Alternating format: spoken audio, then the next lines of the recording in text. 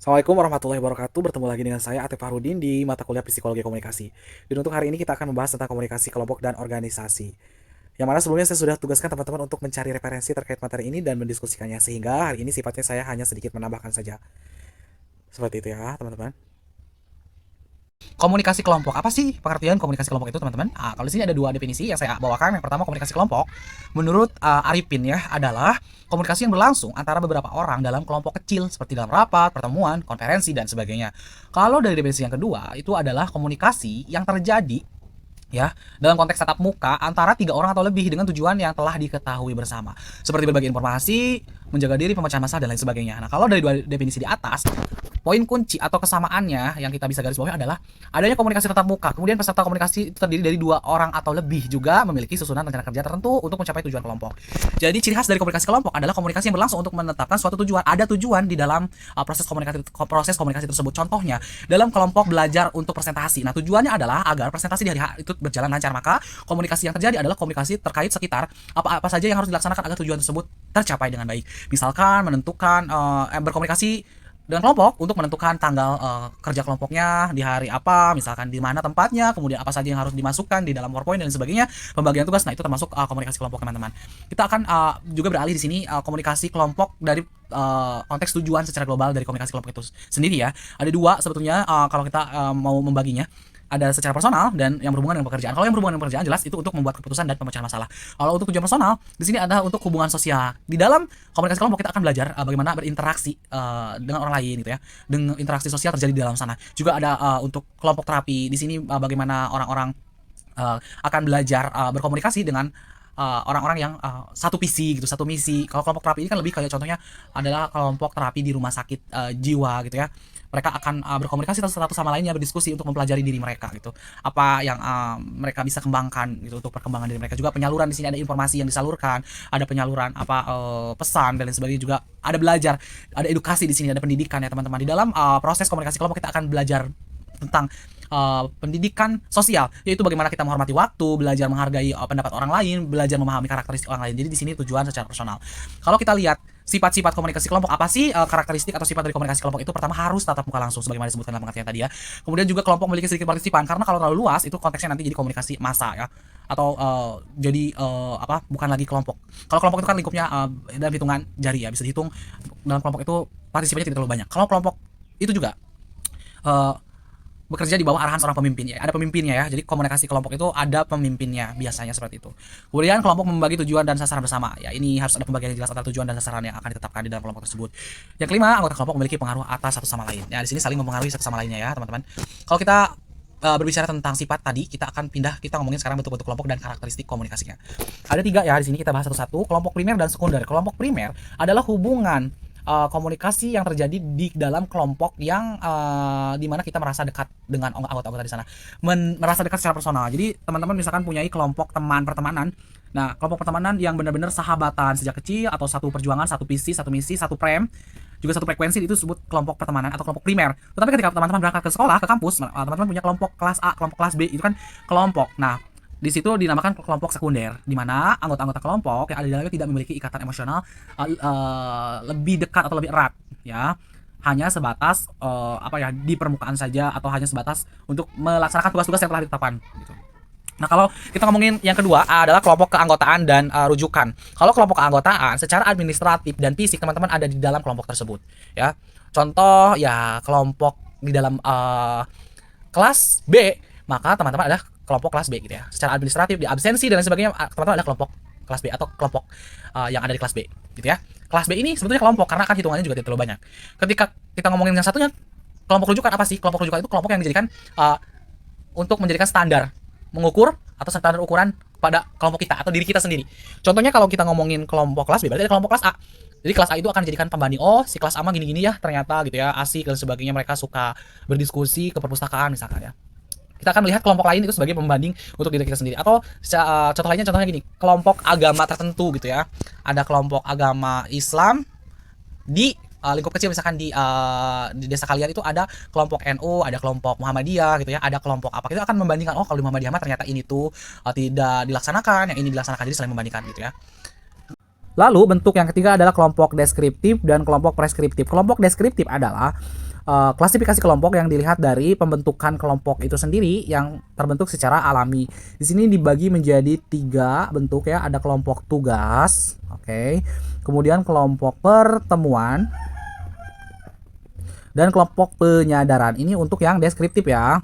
Penyadaran.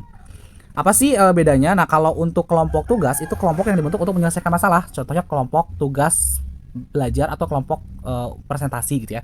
Dibentuk ini tujuannya untuk menyelesaikan suatu tugas gitu ya. Kalau kelompok pertemuan itu yang menjadikan anggota dari kelompok itu sendiri sebagai acara utama atau acara pokok. Contohnya pertemuan pecinta hewan, pertemuan apa orang-orang yang menyukai musik tertentu gitu. Nanti mereka kan ada event kayak berkumpul bersama gitu ya. Kalau kelompok penyadar ini kelompok yang melakukan pergerakan untuk menyadarkan suatu identitas politik tertentu. Contoh kelompok yang sekarang lagi booming tuh kelompok feminisme gitu, feminisme gitu ya.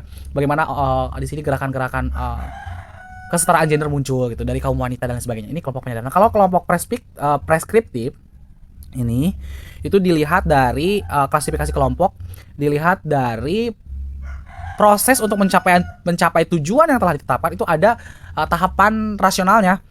Nah, di sini contoh pembagiannya lagi itu ada di sini ada konferensi gitu ya, kayak seperti meja bundar, konferensi meja bundar. Kemudian di sini juga ada seminar dan lain sebagainya, ada kelompok-kelompok. Jadi ketika mau menetapkan suatu hasil itu ada tahapannya. Kalau misalkan yang contohnya yang lebih real itu kita tahu bahwa proses penetapan konstitusi atau undang-undang atau Pancasila itu kan ada beberapa tahapan. Ada dibentuk panitia 9 BPUPKI kalau teman-teman belajar PKN. Nah, di sini dinamakan kelompok preskriptif seperti itu ya, teman-teman. Nah, lanjut kita kepada slide selanjutnya membahas faktor-faktor yang mempengaruhi keefektifan kelompok. Ada 2 faktor, situasional dan faktor personal. Untuk yang situasional yaitu ada ukuran kelompok, ini mempengaruhi seberapa besar dan seberapa kecilnya kelompok akan mempengaruhi keefektifan ya komunikasi yang ada dalam kelompok tersebut. Juga jaringan komunikasi ya. Nah, jaringan komunikasi ini apa yang digunakan dalam menyampaikan komunikasi dalam kelompok tersebut, apakah itu tetap muka langsung atau dan lain sebagainya, nanti kita bahas di poin selanjutnya.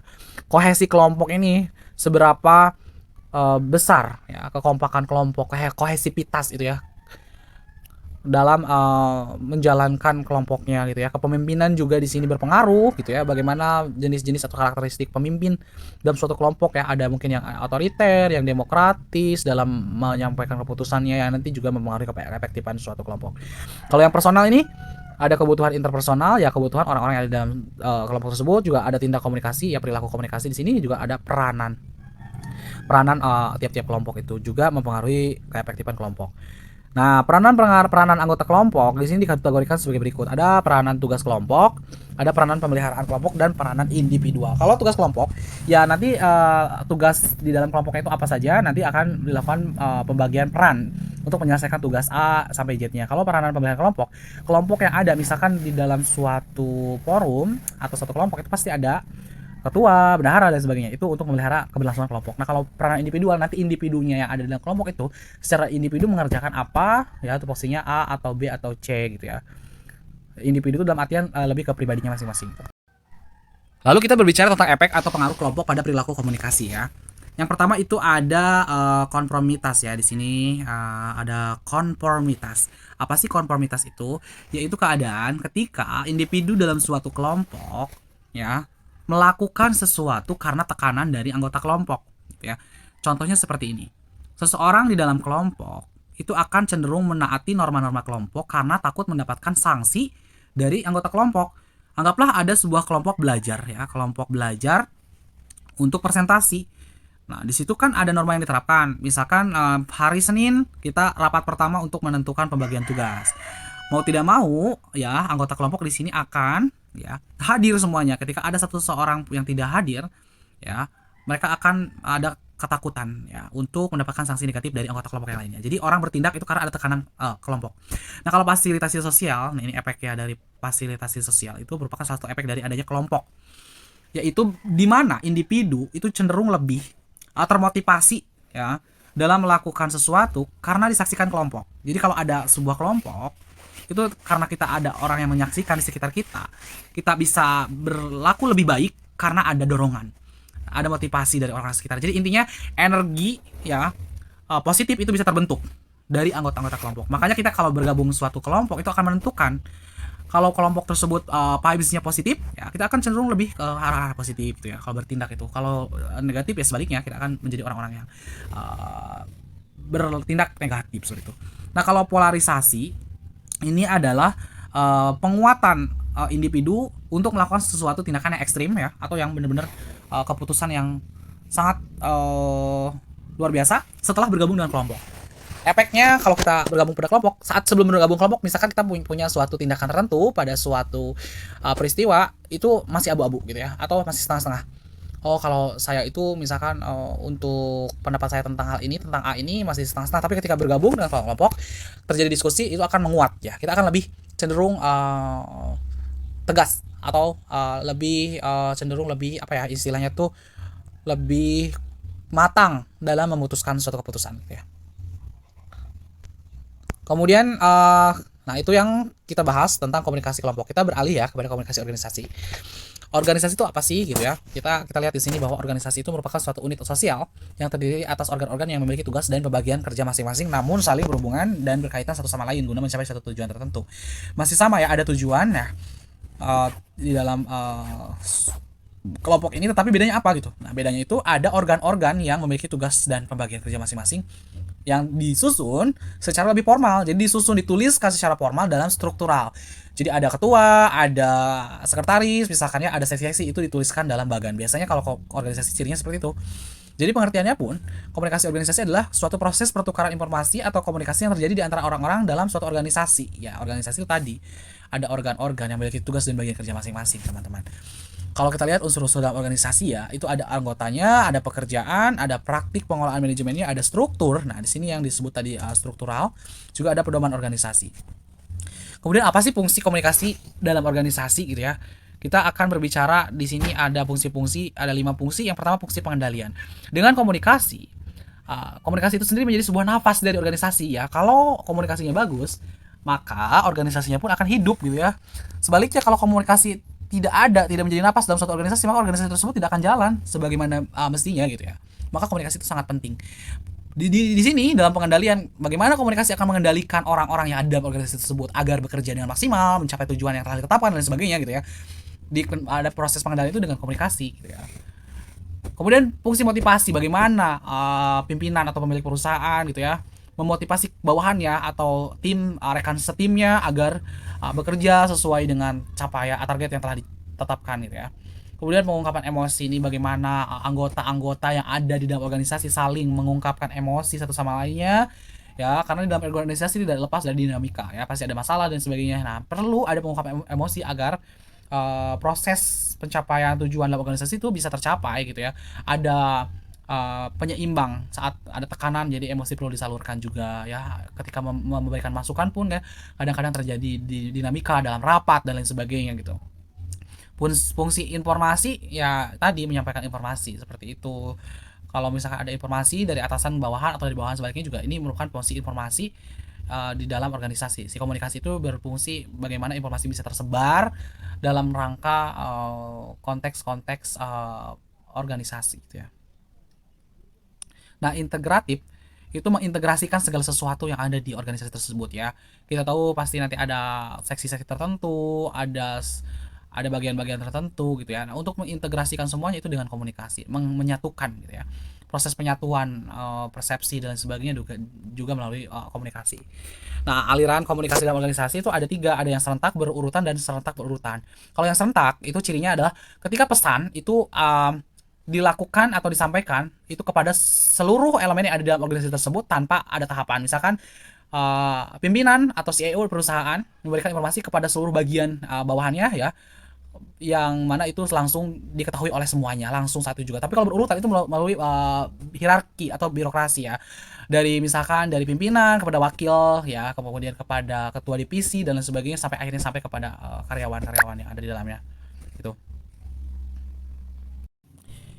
Nah, yang ketiga itu merupakan kombinasi dari kedua cara di atas. Untuk memudahkan teman-teman memahami tentang konsep sifat aliran komunikasi ini, kita bisa lihat dari setting lokasi tata kerja suatu organisasi yang konvensional atau startup. Kalau yang konvensional itu kita bisa tahu bahwa setting lokasi kerja itu berdasarkan sekat-sekat ya. Dimana kalau pimpinan perusahaan itu di dalam ruangannya misalkan di sekat, kemudian wakilnya di dalam juga misalkan. Nah, baru di luaran ini itu adalah karyawan gitu ya.